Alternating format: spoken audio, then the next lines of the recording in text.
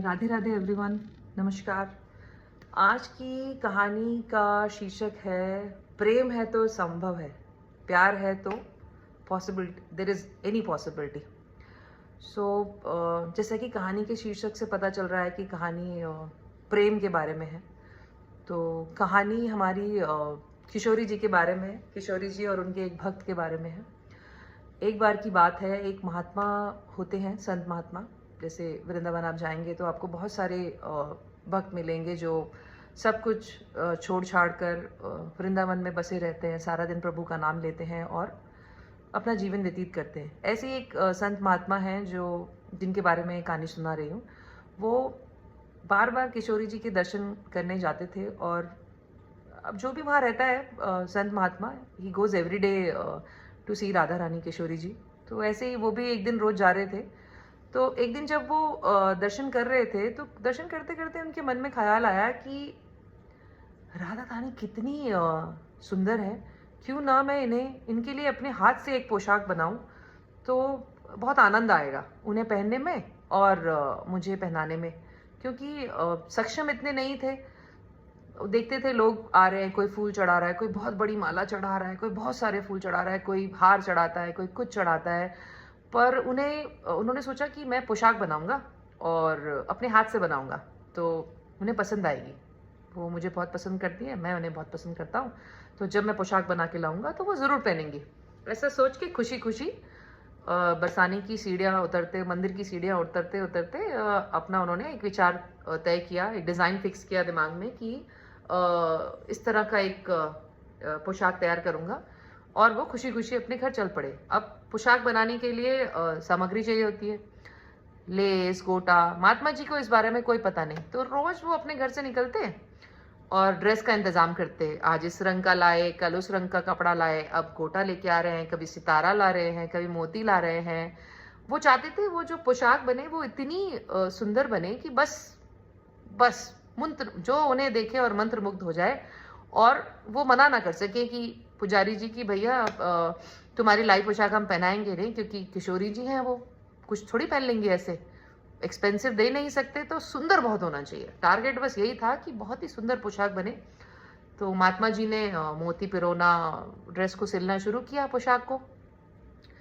अब वो पोशाक को इतना बढ़िया बनाने के चक्कर में दिन जो है महीनों में बदल गए, बहुत महीने लगे। अब जो है महात्मा जी इतने दिन से अपना बरसाने भी नहीं गए। रोज वो सुबह बस उठते, पोशाक में लग जाते, कुछ ना कुछ सामान कम पड़ता, फिर दुकान जाते और फिर इसको सिलते। ऐसा करते करते कुछ महीनों में उनकी पोशाक उनकी संतुष्टि के हिसाब से रेडी हो गई।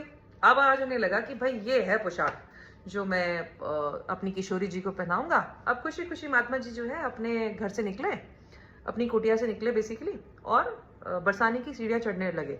तो आप में से जितने लोग बरसाना नहीं गए हैं तो सीढ़ियाँ चढ़नी पड़ती है काफ़ी। तो ये बुजुर्ग हैं, धीरे धीरे चढ़ रहे थे और बीच बीच में जैसे एक छोटे बच्चे को नया खिलौना मिलता है तो वो कितना भी बिजी हो कुछ काम करने में, चाहे बेशक थक भी गया हो खिलौना देखते देखते, तो बीच बीच में खिलौने को निहार के जैसे खुशी मिलती है बच्चे को, वैसे हमारे महात्मा जी भी बार बार पोशाक देखे और अरे मुस्कुराए कि वाह ये बढ़िया पोशाक बनाई है मैंने, अब तो आनंद आने वाला है, सबसे बढ़िया मेरी पोशाक होगी आज और जो भी चढ़ेगा मेरी किशोरी जी यही पहनेंगी। अब आधी सीढ़ियाँ चढ़े ही थे कि थोड़ा सुस्ताने के लिए खड़े हुए कि थोड़ा सांस लें, तो और सीढ़ियाँ चढ़े। तभी वो देखते एक छोटी सी बच्ची आती है उनके पास और पूछती है, बाबा ये सुंदर सा क्या है आपके हाथ में? तो बाबा बड़े प्यार से महात्मा जी उन्हें जवाब देते हैं, लाली पोशाक है, मैंने बनाई है किशोरी जी के लिए, देखो बढ़िया है ना। अब वो देखती हैं अपने हाथ में, बच्चा जो है वो देखता है फ्रॉक को, पोशाक को, और अरे ये तो बहुत सुंदर है। ऐसा कहने के बाद वो बच्चा जो है वो पोशाक वापस नहीं देता। तो थोड़ा सा वो खींचते हैं, थोड़ा सा वो खींचती हैं, वो कहती हैं कि मुझे दे दो अब ये पोशाक मैं पहनूंगी। तो महात्मा जी बिल्कुल बरगला जाते हैं कि भैया बिल्कुल सकपका जाते हैं, हम तो नहीं देंगे। वो कहते हैं, बिटिया मेरे को दर्शन करने जाने दो, वापस आऊंगा तो तुम्हें दिलाऊंगा, मैंने थोड़े पैसे जमा किए हैं, इससे तुम्हें मैं पक्का एक पोशाक दिलाऊंगा, पर ये नहीं दूंगा। ये बताते हैं वो पूरा कि मैंने इतने दिन लगा के पोशाक बनाया है, मैं चाहता हूँ मेरी किशोरी जी से पहले, मैं तुम्हें नहीं दे सकता बिटिया, बुरा नहीं मानो। पर जो बच्चा था वो हठी था। एक दो बार वो रिक्वेस्ट करती हैं बाबा से, बट बाबा मानते नहीं। तो क्या करती हैं, थोड़ा सा बाबा इधर उधर देखते हैं बाबा को लगा जा रही है बच्चा, अब तो जैसा भी है मैंने मना कर ही दिया है, वो उनसे खींचती हैं और भाग जाती हैं।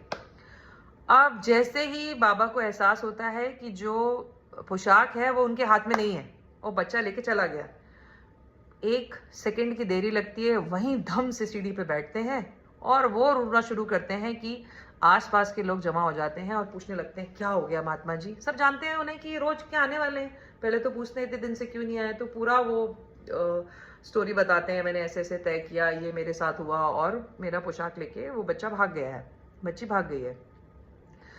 तो जो उनके कोलीग्स कह लो या जो उनके मित्र थे जो साथ में रहते हैं या जो उन्हें देखते रहते हैं रोजमर्रा, वो उन्हें समझाते हैं देखो जो हो गया सो हो गया, अब सीढ़ियों पे बैठ के रोने से क्या होगा, चलो हम दर्शन करने जा रहे हैं, आप भी चलो किशोरी जी के दर्शन कर लेते हैं, वहां माफी मांग लेना, कोई बात नहीं, अब जो हो गया सो हो गया। अब धीरे थोड़ा 2-3 मिनट हो जाते हैं तो बाबा को एहसास होता है कि वो रोना बंद कर देते हैं, पर मन अंदर से बहुत ही दुखी था। जब मन में सोच रहे हैं, सीढ़ी चढ़ते जा रहे हैं, सोचते जा रहे हैं कि अरे ये क्या हो गया हमारे साथ, अब क्या मुंह दिखाएंगे, इतने दिन से तो मंदिर भी नहीं आए, अब किशोरी जी सोचेंगी एक तो इतने दिन बाद मंदिर आया, ऊपर से बोला था कि लाने को और लाया भी नहीं, करते करते अपना बाबा चल पड़े। अब जब आप बरसाने अगर गए होंगे तो आपने देखा होगा कि मंदिर के जो पर्दे हैं वो कुछ कुछ समय बाद बंद कर दिए जाते हैं, फिर खोला जाता है। तो कहा जाता है कि भक्त को भगवान की, भगवान को भक्त की नजर ना लगे, इसीलिए जो है पर्दा लगाया जाता है, ताकि एक अंतराल आ जाता है तो अच्छा रहता है। जैसे ही पर्दा खुलता है, बाबा अपना वेट कर रहे होते हैं कि चलो माफी मांगूंगा, वो अपना आंख बंद करके विनती कर रहे होते हैं कि सॉरी मैं नहीं दे पाया, ऐसा ऐसा हुआ, फिर से बता रहे थे। पट खुलता है, जय जयकार होती है, जय किशोरी जी, तो वो अपना आंख खोलते हैं। आंख खोलते ही क्या देखते हैं, सामने जो पोशाक राधा रानी ने, हमारी किशोरी जी ने पहनी होती है, वही होती है जो वो लाली लेके भागी होती है।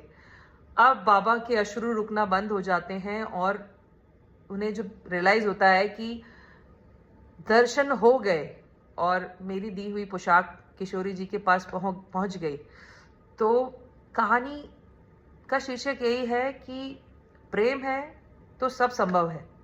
एक बार आप बिलीव करते हो, प्यार करते हो, तो पॉसिबिलिटी है। प्लस भक्त को भगवान की, भगवान को भक्त की, दोनों को उतनी ही ज़रूरत है और दोनों ही एक दूसरे से उतना प्यार करते हैं, जितना आप देते हो उतना आपके पास लौट के आता है। उम्मीद करती हूँ आपको ये कहानी पसंद आई हो, और ये प्रसंग कई बार आपने सुना होगा, मैंने भी, पसंद था इसलिए आप लोगों से शेयर किया। अगली कहानी जैसे ही रेडी होती है मैं आपके सामने आती हूँ। राधे राधे एवरीवन।